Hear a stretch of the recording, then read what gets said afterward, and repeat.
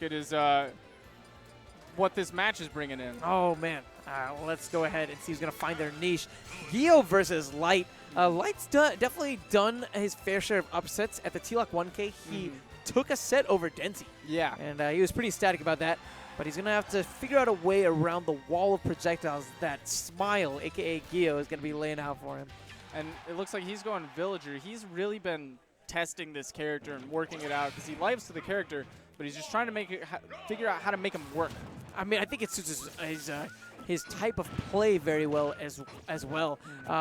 Even when he plays Rob, he's not necessarily the up-close and personal Rob. He's really good whenever he gets up close and getting consistent punishes, but overall he plays very projectile-based. And a character like Villager gives him even more projectiles to work with.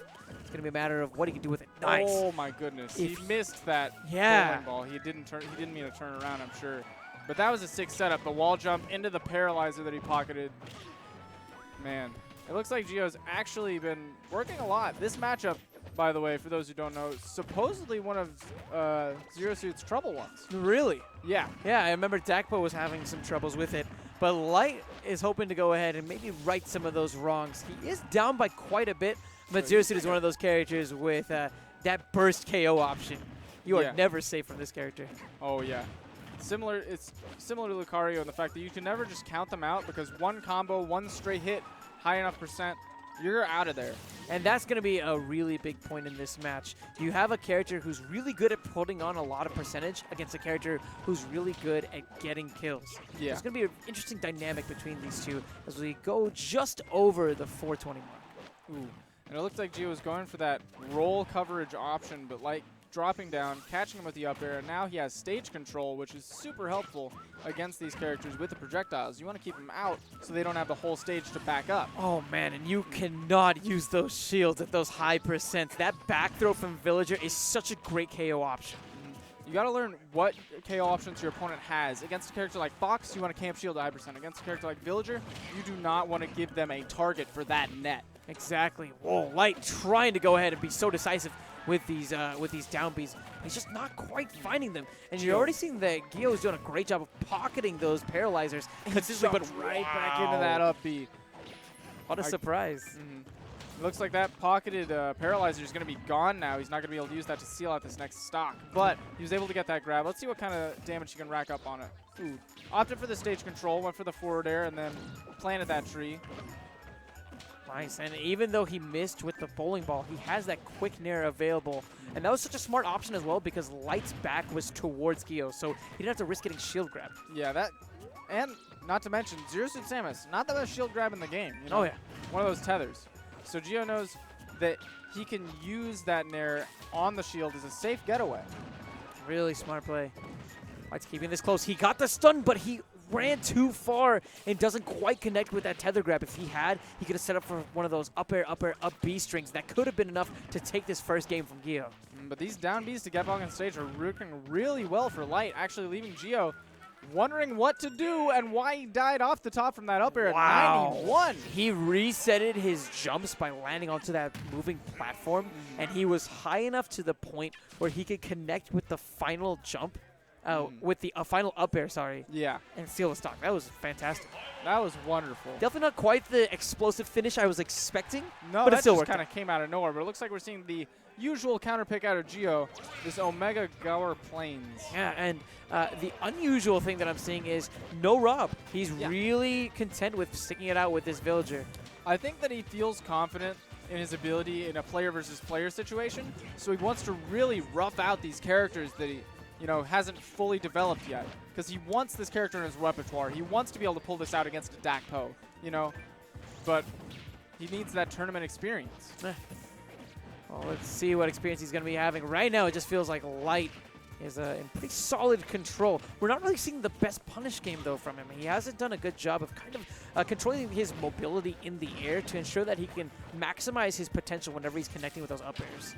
And he doesn't from Light. Yeah, doesn't really maximize the potential of the recovery either. Very unfortunate right now for Light. He started off so well. But let's see if he can maybe bring it back. Like we said, ZSS, very good at finishing those stocks, but that tree going to be interrupting any potential follow-ups. And right now, it looks like we're seeing Gio DI in on most of these throws, which tripped him up right there when he DI'd out, so Light wasn't sure how to get that next hit. Wow! The turnips. Just enough. So I got some results from the stock market coming in. The turnip market, looks like prices are up. Yeah, turnips are definitely in. Stocks for everything else, however, coming crashing down, especially for bounty hunters. Especially when you have the name Samus. Oh, yeah. It's looking rough stuff. .mpeg. Why .mpeg? I don't know. It's not the most efficient file type. But here we go, game number 3. Gio, despite a shaky start, was able to take that second game very strong. And I think that this is a really smart counterpick that we're seeing from Light. Those platforms will help him renew his jumps, and we saw him finish off stocks whenever he was able to do so. Right. And not to mention the ability to KO Villager at lower percents than at most others because the top ceiling is very close. Yeah. And we had a KO. We were talking about right off the top. Under Commentator's curse? Or maybe blessing? a blessing. A little bit of both, perhaps. Under 30 seconds, and Light's already able to secure one. Gets the grab, but the shield comes out before he can continue to put on the punishment. Nice from Gio. The hydrant prevents Light from executing that down throw. He knows that's the throw that he wants to do because that's when he's going to get the most follow-ups. And the hydrant being in the way prevents him from really making the most of it. But that time, no hydrant available, but a great air dodge there to prevent the successive hit. Right. And now what we're going to see is Gio's going to have to find a way to get this stock quickly because he's taking percent. He's getting lapped right now. Yeah. I mean, it's just tough. It's just tough. It's a rough life for a Villager when you don't have those kill setups like Zero Suit does. I think that if Gio maybe gets to like the 100%, that's when he's going to be a little bit better off. Or, you know, if Light SDs. That's the third SD. Went for something super fancy there, trying to BM, and ended up losing his stock for it. So let's see if Gio can capitalize. Definitely, definitely. He can break up this percentage very quickly. Like we said, Villager's the kind of character who's really good at racking percents. Gio so really fast. content to actually camp that platform, knowing that he doesn't have to commit to something. He's going to make it a safe way down. Well, there's a big grab there. But it's one of those awkward percentages where ZSS sometimes has trouble really finding her follow-ups after the up air. What happened there is Gio is DIing in, and Light, you know, is used to people DIing out, so he ran forward a little bit, was only able to catch him with the tail end of the up air, so it's a weaker hit. Don't be fooled by the percents here. I think that this match is in Gio's favor. Specifically because Light at this point is kind of fishing for KO options. Just kidding, he actually made one stick. Ooh. Well, that's how you knock out the first seed. Gio threw out that gyro, or the gyroid, excuse me, the Lloyd rocket, leaving him vulnerable. Got caught by that up B. At that kind of percent, you can't be throwing stuff out like that. Yo, man, talk about commentator's curse of the century. I was like, Gio's in a great position here. Trust me on this. But, you know, that's the thing. At that kind of a percentage, it's a lot harder for ZSS kind of to get some of those follow-ups, right? Yeah. So he has to be a little bit more risky. And, I mean, he threw out so many attacks. It just happened to work out. Yeah, that one, eventually one of them was going to land. Yeah. But and that was like, we kind of tag team Gio right there. It was like, oh, man, yeah, you can get some early kills off the top, and there he goes. And, oh, yeah, Gio's in a great position right now. Oh, not anymore.